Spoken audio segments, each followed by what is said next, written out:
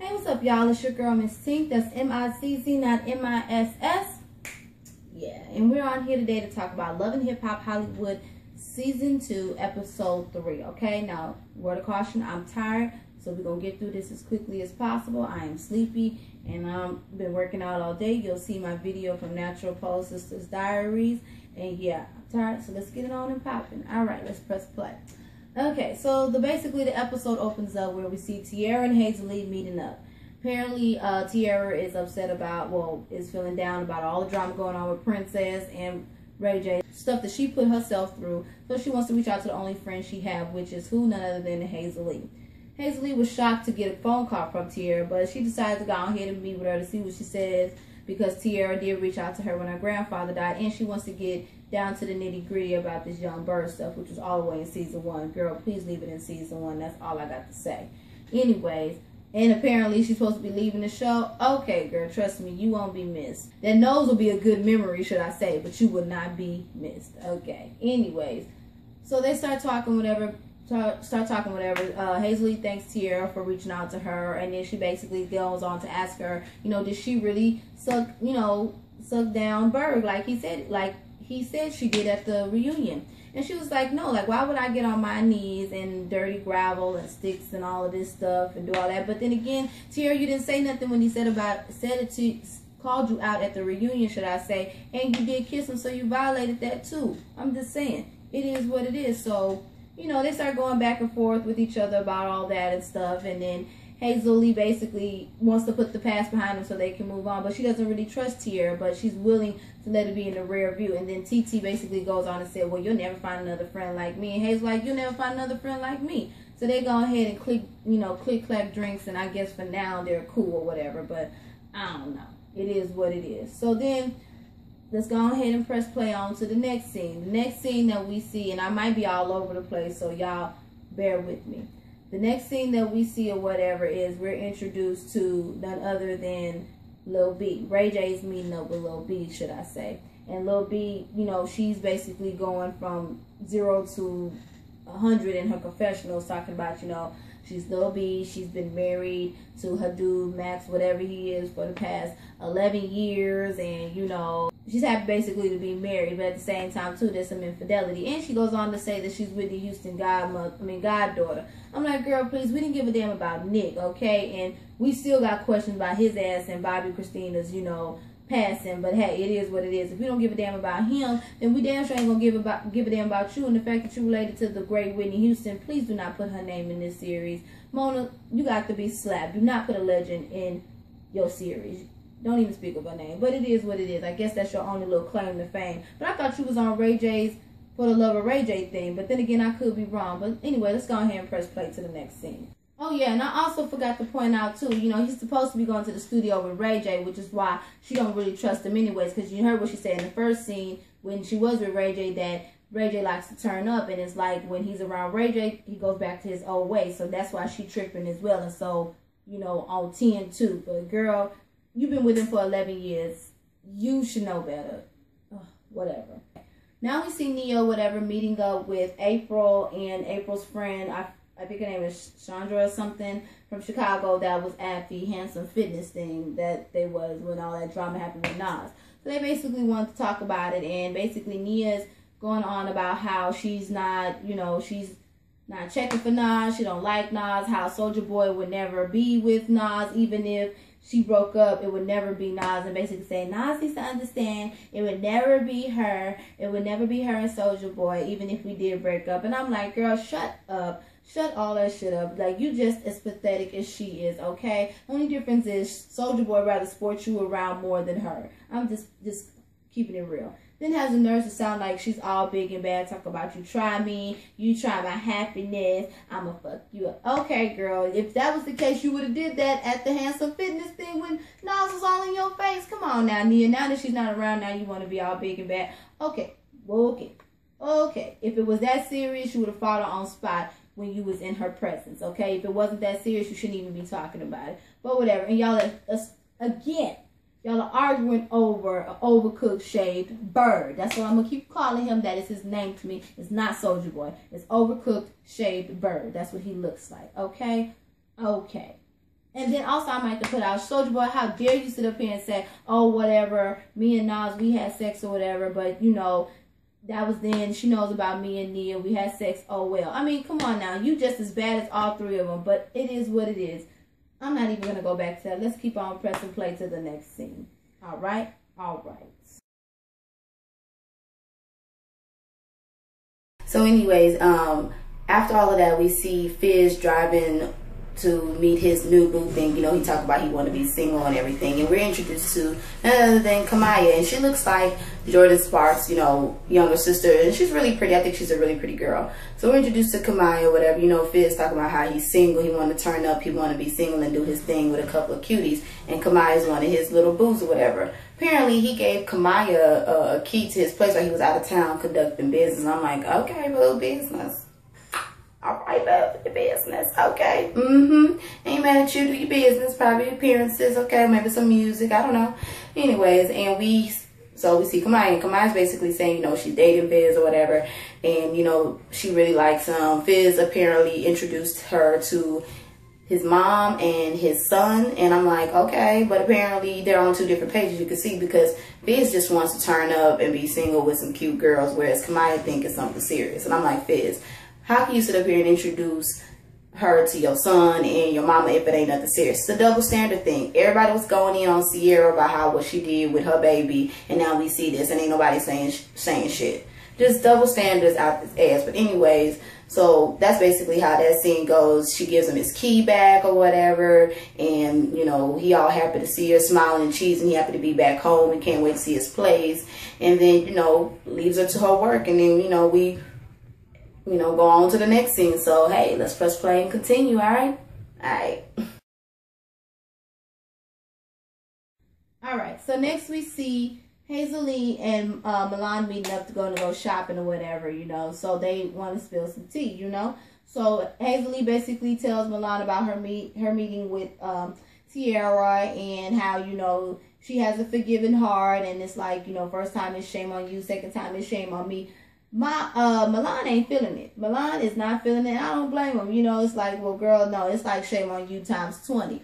He ain't feeling it because he doesn't want to see Hazel hurt or whatever. He's not feeling all that, and he wondered, and basically asked her, did she come clean about the whole thing with Young Berg? And no, she didn't, but she did apologize to her about the whole relationship and how her and Berg got cool or whatever. She apologized to Hazel about it, which she did.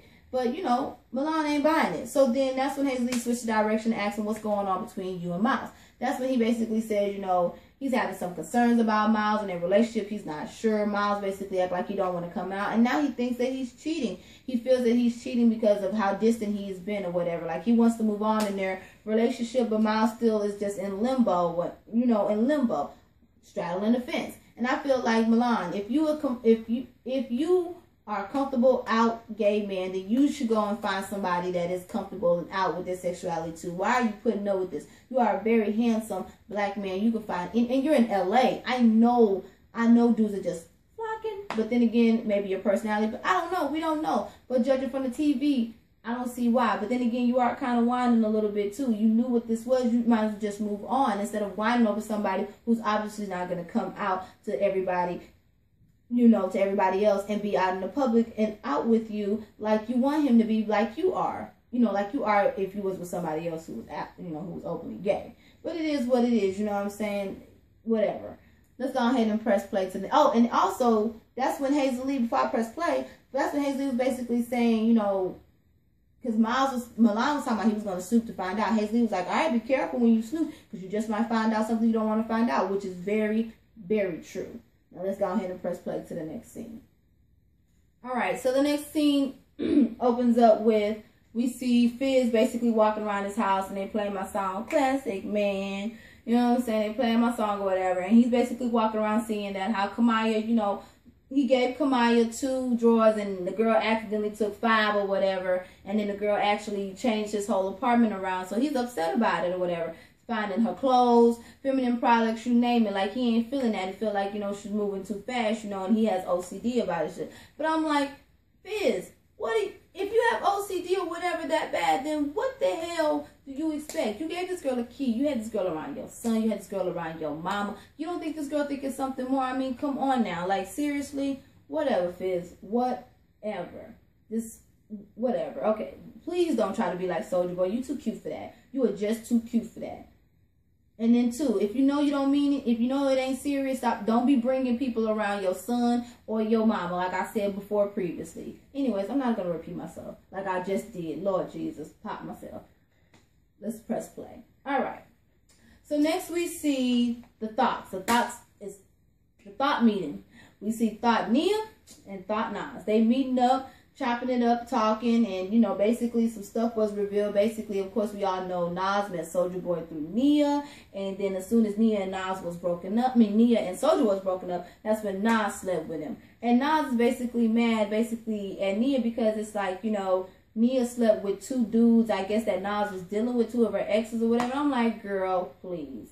Whatever. So that's what you mad about? That's what all, okay. And then goes on and say, you know, that they had a relationship, that she's been in his house and all of this stuff. And Nia couldn't really say anything. So I'm like, oh, really? Either way, he's playing both of y'all. He's playing both of you guys, okay? Regardless if y'all slept with whoever, y'all kept y'all track record or whatever, y'all was two thoughts in training or two thoughts on the road together, you know, the thought team. Still, y'all are arguing over the overcooked shaved bird. I just don't understand. He is not worth it. You both look stupid. And y'all are both getting loud, blood pressure, all of this stuff. And then here go Nia talking about, oh, you would never be with him, this, that, and the third. And then they start putting fingers in each other's faces. And Nas like, get that finger out of my face. And that's when Nia throws a drink at her. And that's when they start getting into it. Like, you know what I'm saying? You know, Nia reaches for her face. And Nas try to get it. But I think Nas pulled the hair. But I could be wrong. But Nas' titty popped out. I was like, oh, I'm trying to see that. Well, I'm just saying, y'all know my gay ass. Okay. But anyways. And, you know, they break that shit up, and then they start yelling the insults as thoughts do all the time. Talking about, oh, F you, and all of this, you know, the simple thoughts. And then Nas had the nerve to yell out to Nia that, you've been wearing, bitch, you wearing my panties. And I'm like, ew? The fuck? Ew?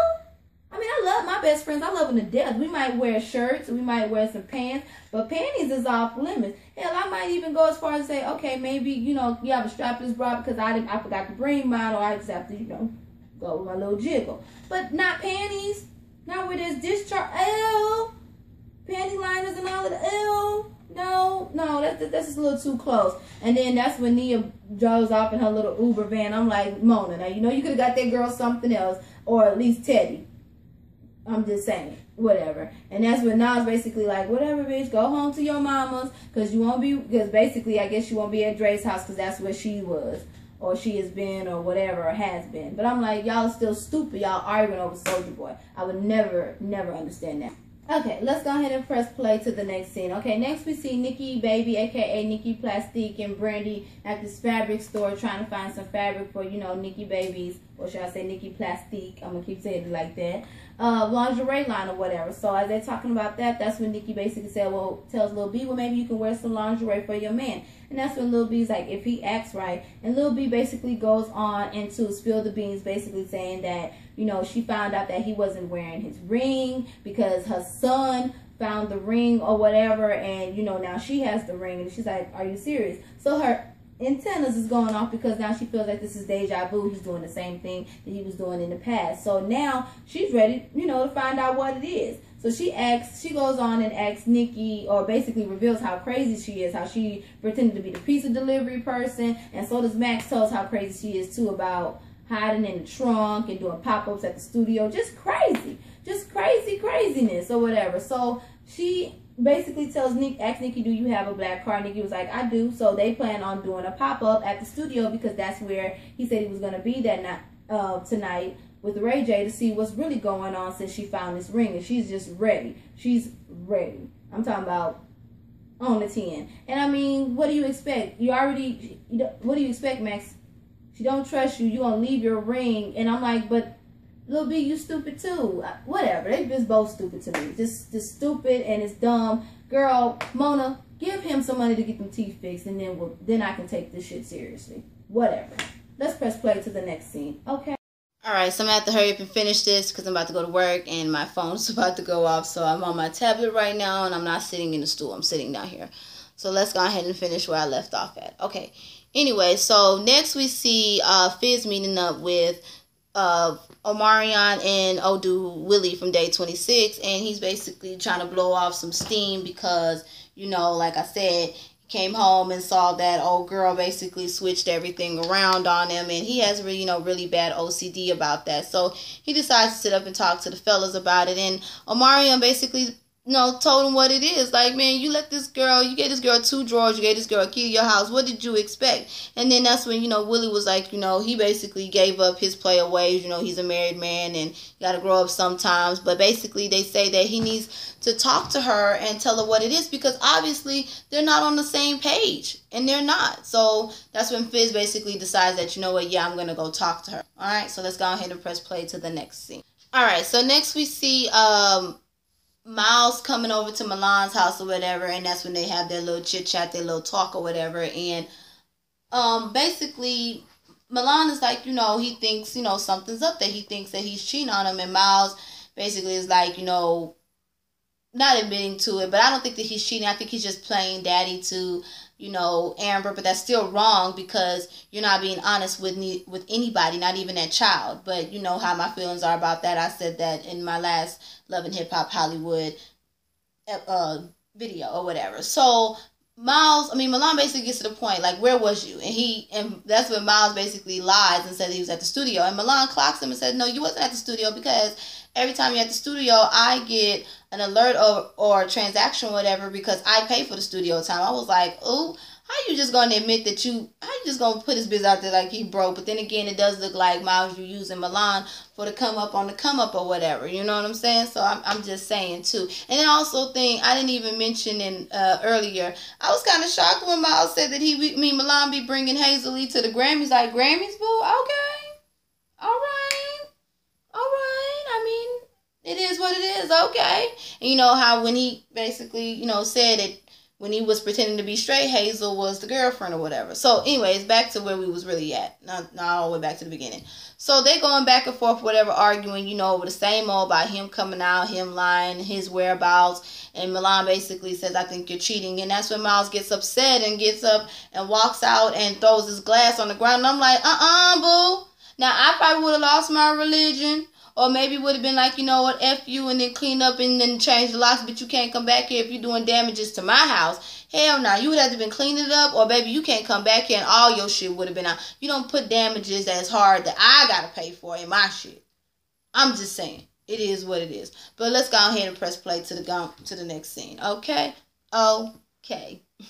All right, so next we see Kamaya and Fizz, whatever, hanging out.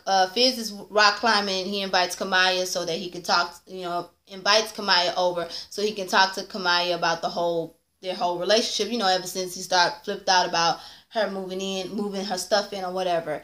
And so that's when he goes on and says, you know, basically puts it out there to Kamaya that, you know, you're like an appetizer. I'm not ready for that main course. You know, you're like an appetizer, and I want to try other appetizers, so I'm ready for the main course. And, you know, Kamaya is basically like, wait a minute, you had me around your mom, you had me around your son, and you gave me a key to your place. Are you serious? What?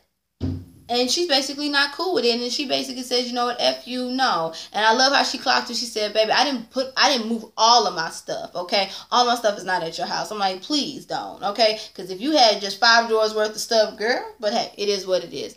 But so she basically ain't having it, walks off and told him, you know, I'll be back later on tonight or today to get my stuff because she don't want to hear it. So Fizz gets all in his feelings because she don't want to hear it either. And basically she gone and he's smiling in the office. You still cute, but you don't want to be like Soulja Boy. You don't. Just keep being cute and be a father. That's all I'm saying.